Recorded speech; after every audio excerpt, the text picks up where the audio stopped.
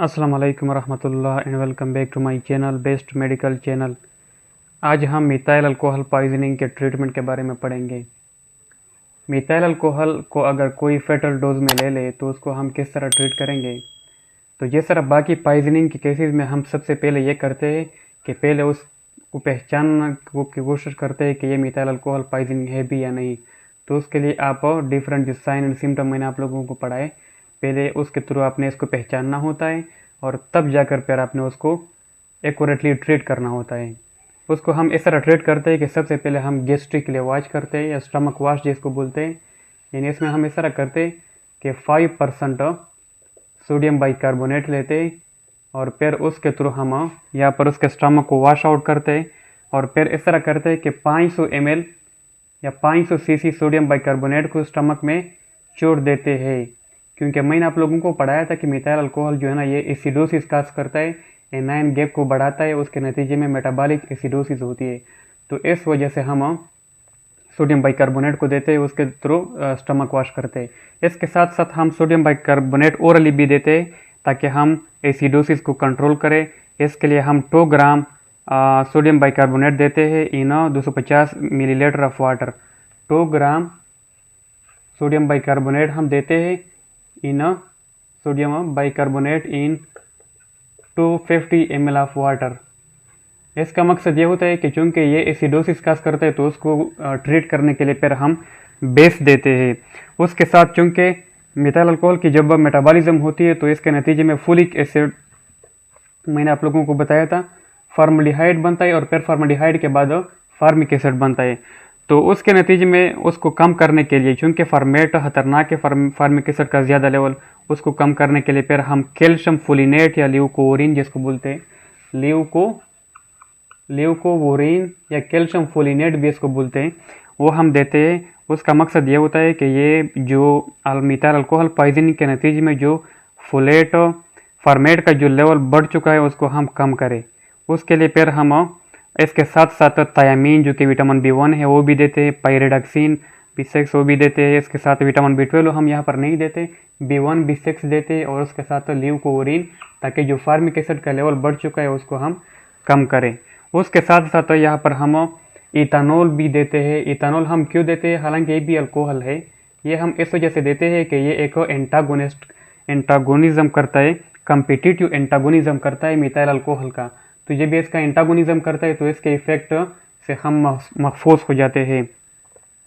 इसका जो loading dose होता है वो 0.8 to 1 ml पर kg ओरल देते हैं, 0.8 to 1 ml पर kg ओरली हम देते हैं, पर kg बॉडी वेट ओरली हम देते हैं और उसके थ्रू पर हम उसको एंटागोनाइज करते हैं। लेकिन इसका जो बेहतरीन इलाज है वो है इसका एंटीडोट। यानी जिस तरह हर पॉइजन का एक स्पेसिफिक टाइप ऑफ एंटीडोट होता है, तो जो मिथाइल अल्कोहल पॉइजनिंग का एंटीडोट है उसको बोलते हैं फोमीपिज़ोल, जिसका जो केमिकल नाम है फोमीपिज़ोल का वो है 4-मिथाइल पायराज़ोल। तो ये एंटीडोट के तौर पर हम देते हैं क्योंकि ये अल्कोहल डिहाइड्रोजिनेज को इनहिबिट करता है।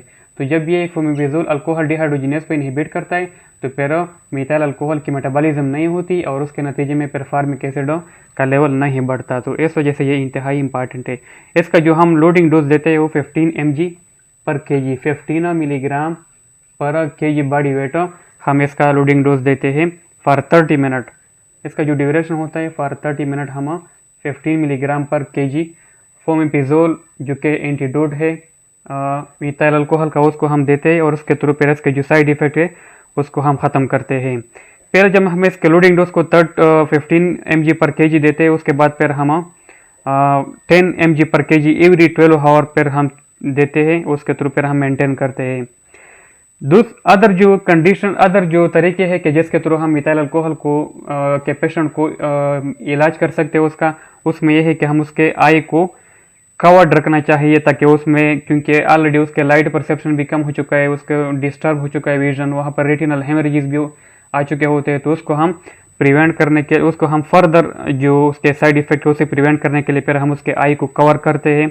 उसके साथ साथ चूँकि ये रीनल टॉक्सिसिटी भी काज करता है तो उसके लिए हम हेमोडायलाइसिस भी करते हैं और जो अदर डिफरेंट सिम्टोमेटिक यानी यहाँ पर जो डिफरेंट सिम्टम होते हैं उसको हम ट्रीट करने के लिए सिम्टमेटिक ट्रीटमेंट भी देते हैं। तो ये मैं स्टार्टली आपको एक दफ़ा फिर बताता हूँ कि सबसे पहले हमने यहाँ पर उसकी साइड इफ़ेक्ट को ख़त्म करने के लिए, क्योंकि यहाँ पर स्टमक में एब्जर्व होता है, तो हमने उसके लिए स्टमक वॉश या गैस्ट्रिक लिवाज करना होता है 5% सोडियम बाइकार्बोनेट। इसके थ्रू हम इसके गैस्ट्रिक लिवाज करते हैं और फिर 500 ml सोडियम बाइकार्बोनेट को हम स्टमक में छोड़ देते हैं, क्योंकि ताकि ज़्यादा इसकी जो साइड इफ़ेक्ट है उससे हम महफूज रह सकें। इसके बाद हम चूँकि ये मेटाबॉलिक एसिडोसिस को भी काज करता है, एनाइन गैप को भी बढ़ाता है, तो उसको ट्रीट करने के लिए हम इसके लिए बेस देते हैं जो कि सोडियम बाइकार्बोनेट है, 2 ग्राम सोडियम बाइकार्बोनेट इन 250 ml वाटर। इसके थ्रू हम एसिडोसिस को ट्रीट करते हैं। इसके अलावा इथानॉल भी हम देते हैं। इथानॉल बेसिकली एक कम्पिटिटिव एंटागोनिस्ट का किरदार अदा करता है, इसका मिथाइल अल्कोहल के कम्पिटिटिव एंटागोनिस्ट का, और इसके थ्रू पर हम इसके साइड इफ़ेक्ट को ख़त्म करते हैं। पहले जो इसका लोडिंग डोज देते हैं वो 0.8 to 1 ml पर kg ये हम देते हैं, लेकिन इससे बेहतर तरीका ये है कि हम इसका एंटीडोट देते हैं, और इसका जो एंटीडोट है उसका नाम है फोमीपिजोल, जिसको 4-मिथाइल पायराजोल भी बोलते हैं।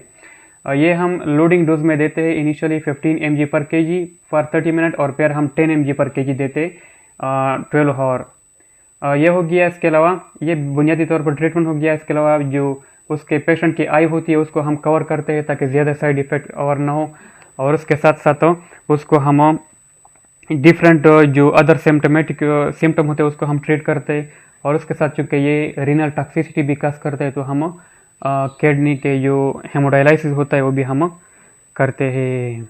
तो ये बुनियादी तौर पर ट्रीटमेंट हो गया मिथाइल अल्कोहल पॉइजनिंग का।